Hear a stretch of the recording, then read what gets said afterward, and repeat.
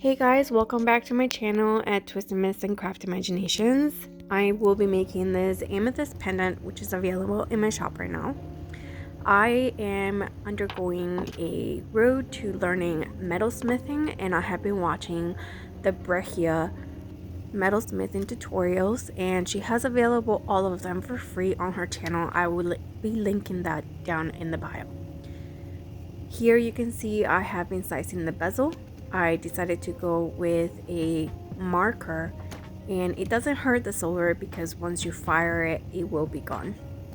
The key for this part is to make sure that the bezel is fitted quite nicely so that the pendant is not loose nor too tight once you put it all together. Sometimes it takes a few tries of cutting and resizing, but you want to make sure you take your time for this. The second phase is to cut your base metal. I use either between 20 and 24 gauge silver sheet metal, and I use my saw.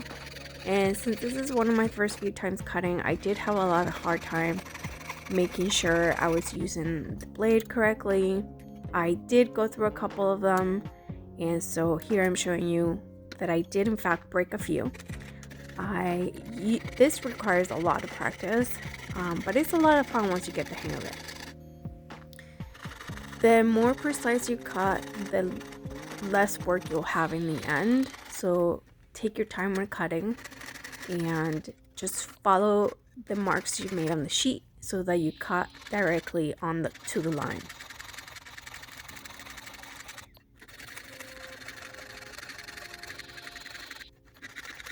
Once you're close to finish, you want to slow down a little bit so that you don't either cut yourself or break your blade. Once you have all your pieces cut, and as you can see, mine are not all precise, and it requires to saw them at the end once you have fired all your pieces onto the base.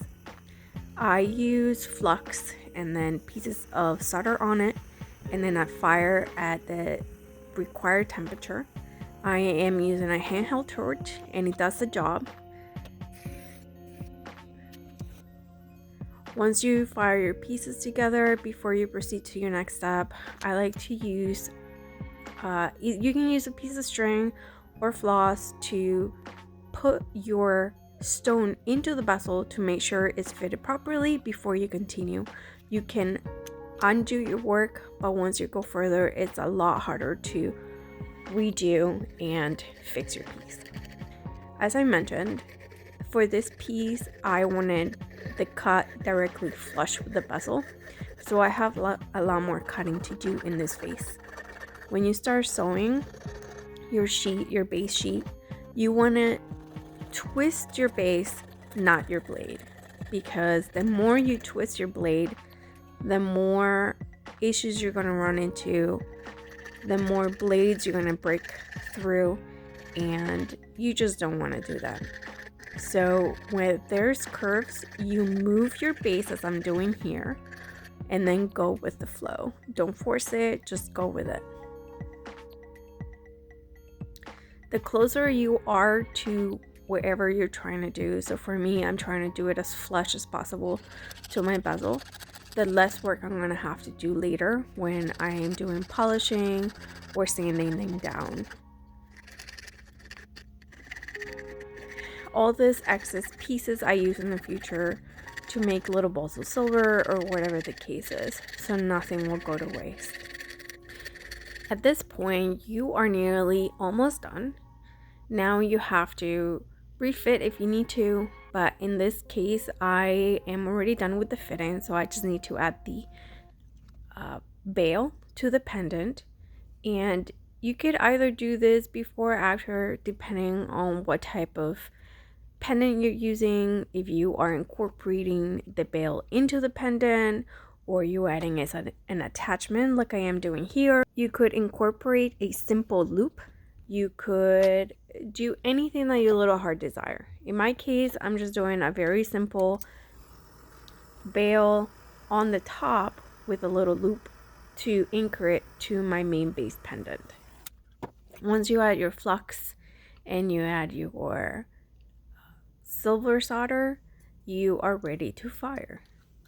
The next phase for me, which is not required, is for you to oxidize your piece. I like the dark look, so I put in a little bit of silver or sulfur, which comes in liquid or a solid form.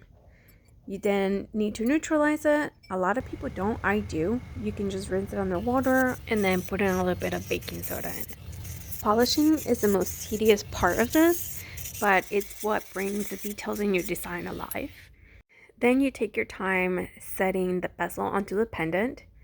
Then you add your embellishments if you have any. And that's pretty much it. I hope you enjoyed this tutorial, my piece. Don't forget to like and subscribe. Thank you.